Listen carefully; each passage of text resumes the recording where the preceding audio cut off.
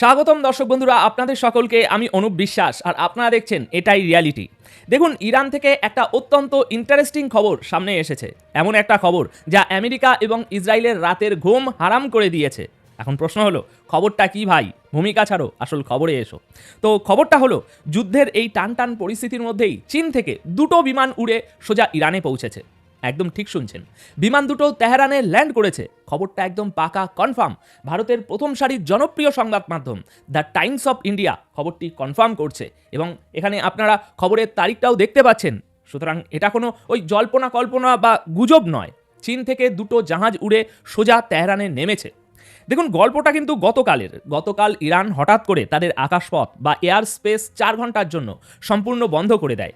আর এই 4 ঘন্টার দিকে সবার নজর ছিল। আমিও ভাবছিলাম, ভাই এই 4 ঘন্টায় তেহরানে আসলে কি ঘটলো?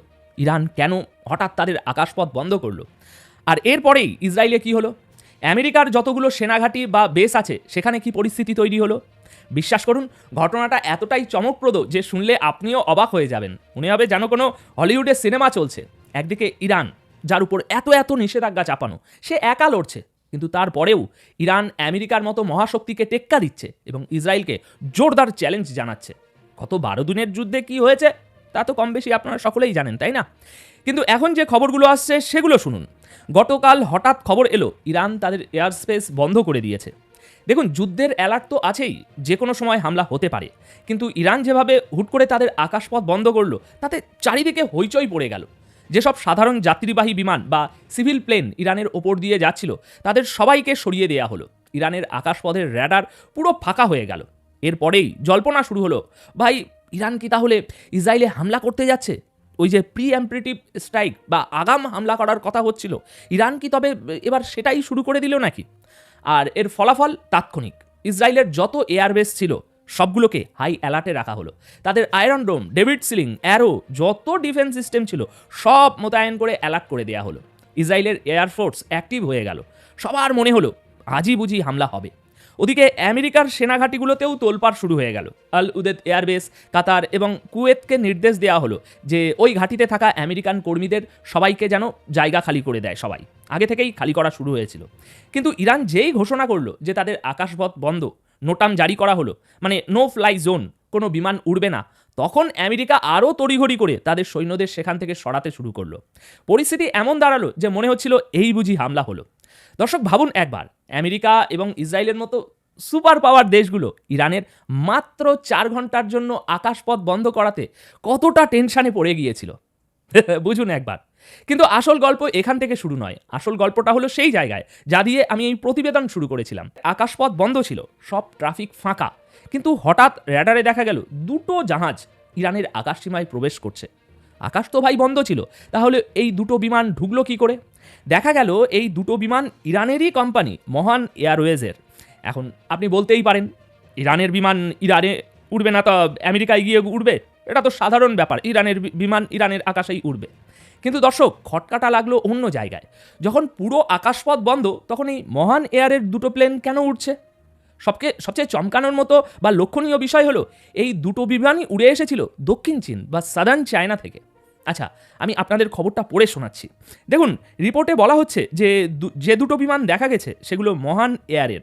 আর এই মহান এয়ারকে আমেরিকা চিহ্নিত করেছে এমন এক কোম্পানি হিসাবে যারা ইরানের সেনাবাহিনী আইআরজিসির জন্য অস্ত্র, সরঞ্জাম এবং ফান্ড বা টাকা পয়সা পাচার করে।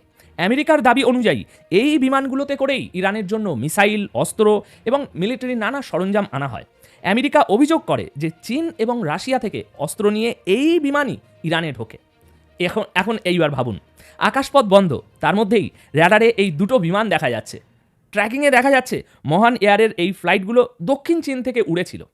একটা চীনের ওয়াংঝু শহর থেকে এবং অন্যটা সেনজান থেকে। চীন থেকে উড়ে এই বিমানগুলো তাদের রুট একটু পরিবর্তন করে সোজা ইরানের দিকে মোড় নেয় এবং তেহরানে ল্যান্ড করে।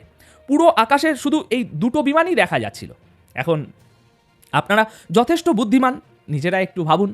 যুদ্ধের এই চরম উত্তেজনার মধ্যে যখন বলা হচ্ছে আমেরিকা যে কোনো সময় অ্যাটাক করতে পারে, সেই সময় চীন থেকে দুটো বিমান উড়ে তেহরানে এলো, এবং খবরটাও একদম পাকা নিশ্চিত খবর, কোনো সোশ্যাল মিডিয়ার গুজব নয়।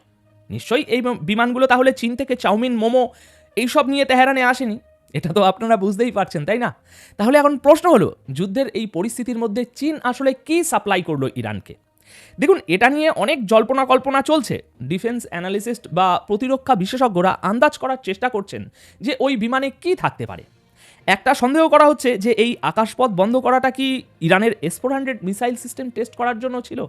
শোনা যাচ্ছে রাশিয়া তাদের শক্তিশালী S-400 মিসাইল ডিফেন্স সিস্টেম ইরানকে দিয়ে দিয়েছে। যদিও রাশিয়া বা ইরান কেউ কোনো কাগজে লিখে দেয়নি যে হ্যাঁ আমরা দিয়েছি বা আমরা নিয়েছি, কিন্তু খবর এটাই। বলা হচ্ছিল ইরান হয়তো এই সিস্টেমটারই পরীক্ষা করতে যাচ্ছিল, তাই আকাশপথ বন্ধ করেছিল এবং ইসরায়েল ও আমেরিকা ভয়ে অস্থির হয়ে পড়েছিল। কিন্তু এরই মধ্যে চীন থেকে ওই দুটো বিমানের আগমন নূতন প্রশ্নের জন্ম দিয়েছে। ওই বিমানগুলোর সাথে কি আকাশপথ বন্ধ রাখার কোনো কানেকশন ছিল? প্রশ্ন উঠছে। কিছু ডিফেন্স এক্সপার্টের মতে, এবং আমিও কিছু মানুষের সাথে কথা বলে যা বুঝলাম, এই মুহূর্তে ইরানের যদি সবচেয়ে বেশি কিছুর প্রয়োজন হয়, তবে সেটা হলো অ্যান্টি এয়ারক্রাফট ডিফেন্স সিস্টেম বা আকাশ প্রতিরক্ষা ব্যবস্থা, যেমন রাশিয়ার S-400 আছে। এখন প্রশ্ন উঠছে, চীনও কি তাদের ডিফেন্স সিস্টেম ইরানকে প্রোভাইড করলো নাকি? মানে যুদ্ধ নিশ্চিত, এবং সেটা হবে ভয়ানক, শুধু সময়ের অপেক্ষা। আর ইরানও কড়া জবাব দেওয়ার জন্য প্রস্তুত।